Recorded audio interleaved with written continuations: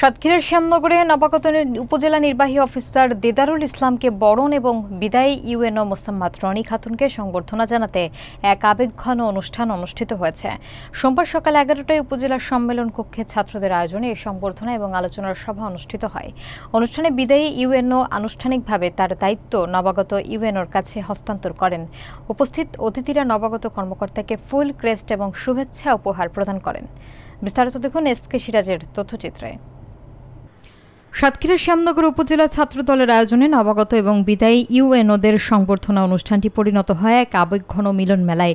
সোমবার সকাল 11টায় উপজেলা সম্মেলন কক্ষে আয়োজিত অনুষ্ঠানে সদ্য বিদায়ী উপজেলা নির্বাহী অফিসার মোসাম্মদ রনি খাতুন আনুষ্ঠানিকভাবে দায়িত্ব হস্তান্তর করেন নবাগত ইউএনও মোহাম্মদ দেদারুল ইসলামের কাছে।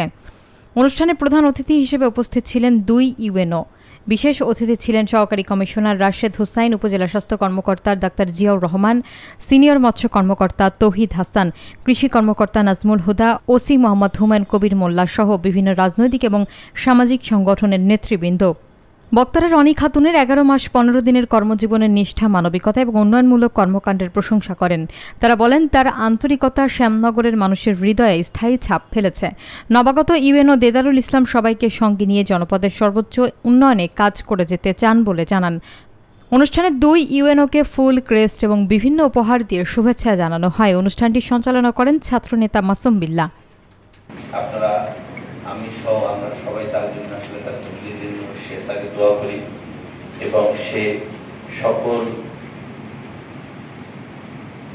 কিছু উঠে মানুষকে ভালোবাসার থেকে বিদায় নেয়। আমি শ্যামনগর থেকে বিদায় নিচ্ছি। তো শ্যামনগর থেকে বিদায় নিচ্ছি মানে যে শ্যামনগরকে ভুলে যাচ্ছি, ভুলে যাব, এটার কোনো আসলে অবকাশ নাই।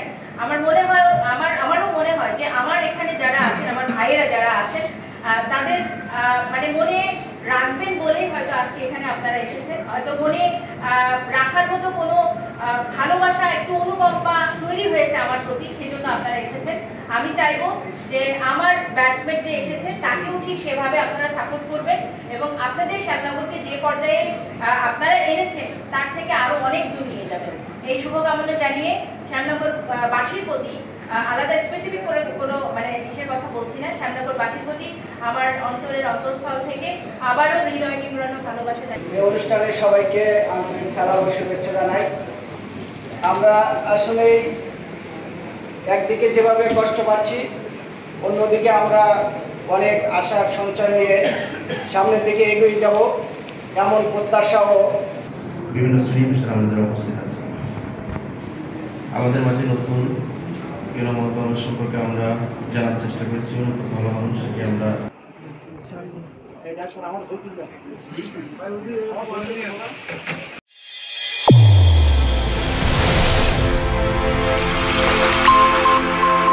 চ্যানেল A1 হৃদয়ের স্পন্দন।